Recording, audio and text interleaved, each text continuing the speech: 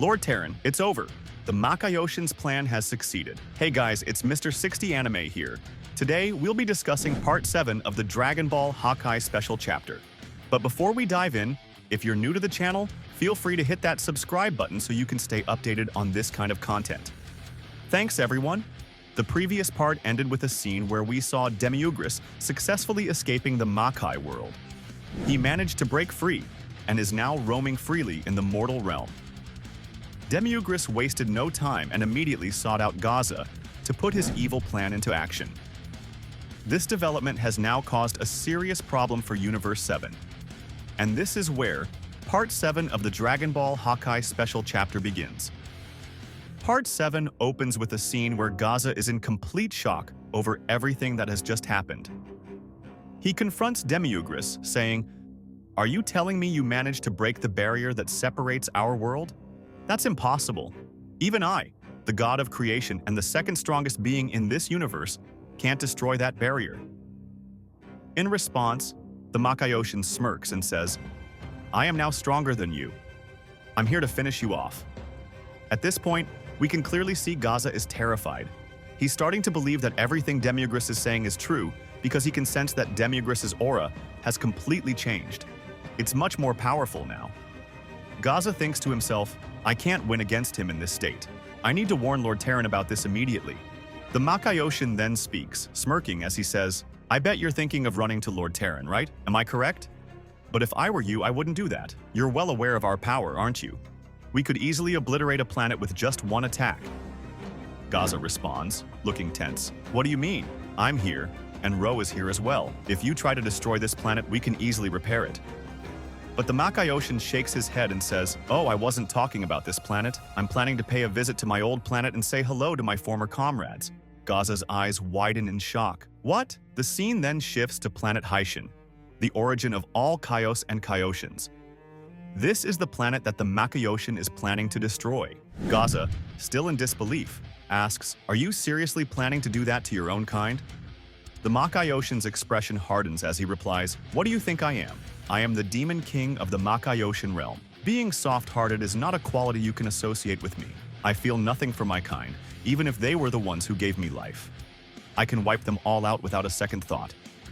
He then adds with a sinister grin, "Imagine how pitiful they will be, all the Shinjin and the sacred kaiju tree, perishing along with planet Haishin.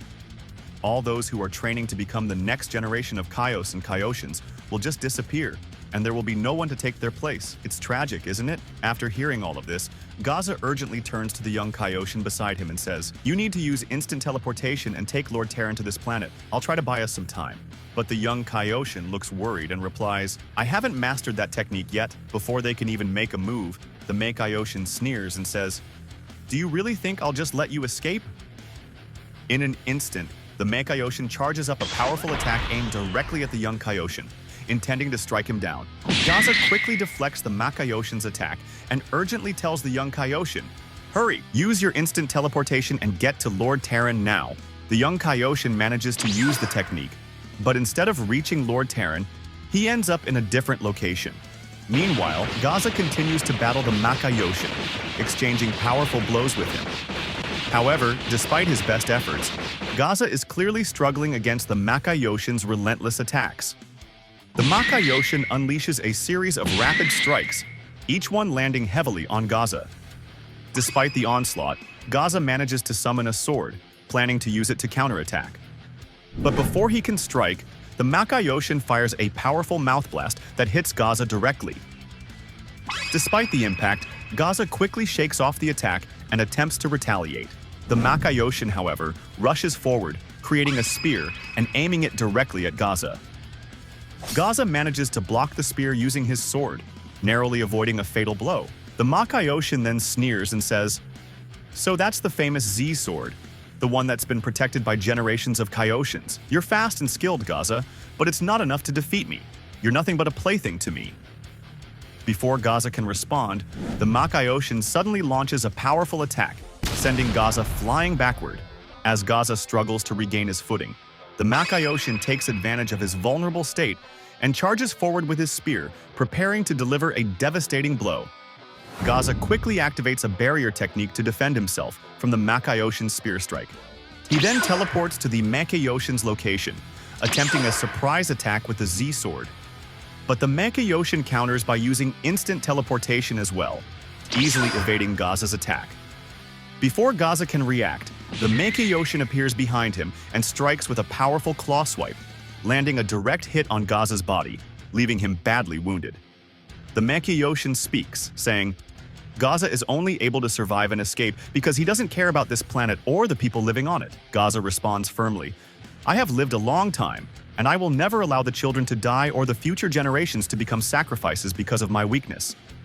I am the god of this universe, so it's my responsibility to protect everything in it. The Makayoshin scoffs and says, That's just a meaningless excuse. Right now, the only thing I care about is life or death. So now, it's time for you to die.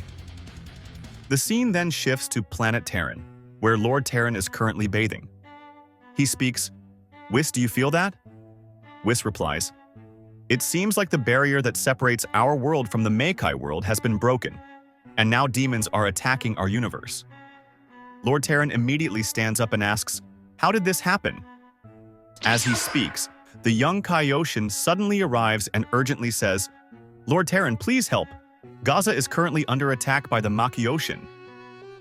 Lord Taran is shocked and responds, What? That Demiurgus plans to kill me? Hurry, take me there right now. On the other side of the battle, we see Gaza finally drop the Z-Sword, a clear sign that he is really struggling in the fight. Gaza says with exhaustion, Where is Ro? I can't keep fighting any longer. At that moment, Demiurgus approaches Gaza and admits, I have to confess I'm truly impressed by your strength, Gaza. Even though I'm stronger now, you've managed to resist my attacks. You could have defeated me if you lowered your defense just a little. You're a really skilled fighter. Then, the Makayoshin quickly draws his sword and says to Gaza, But now, you won't be able to avoid what I'm about to do to you. This is the moment you disappear. Just as the Makayoshin is about to finish Gaza off, Lord Taran arrives swiftly and blocks the attack. Lord Taran says firmly, Your time is up. He prepares to launch a counterattack and shouts, Demiurgus, you nearly killed us. You're a disgrace. Now, it's time for you to be gone forever. But as Lord Taran moves to strike, he suddenly feels something strange behind him. Everyone is shocked to see that Gaza has already been hit by an attack from the Makayoshin. Gaza explains, The spear I avoided earlier was left behind on purpose so he could land a surprise attack. I was too focused on dodging his other attacks to notice it. Sorry, Lord Taran. The Makayoshin speaks again, saying, Who do you think you're facing? I am the demon god. Deception is one of my abilities. Do you really think I'd make a plan without being sure it would work? Lord Taran replies confidently, You won't leave here alive. Beerus is still out there, waiting to finish you off. The Makayoshin smirks and says, That kid? Don't you know he's the reason I escaped from my world? Because of his arrogance, he came to my world to fight me. But his energy got corrupted by something evil. That's why I was able to break free. Lord Taran responds, Is that so? Because of his recklessness, these events have happened. But that's okay. There's a reason I chose him as the successor, and you'll see everything soon enough. Whis, I'm counting on you to handle Beerus. Whis replies calmly, Leave that to me, Lord Taran. At that moment, both Lord Taran and Gaza slowly disappear from the scene. Meanwhile, the scene shifts to the Makai world, where Beerus is still battling the demons. Beerus says frustratedly, These demons just keep coming. The worst part is, Champa still hasn't awakened. There's no other way. Suddenly, Beerus is surprised by an arrival, none other than Whis. Whis says to Beerus, Beerus, we have a lot to talk about. And with that, the chapter ends.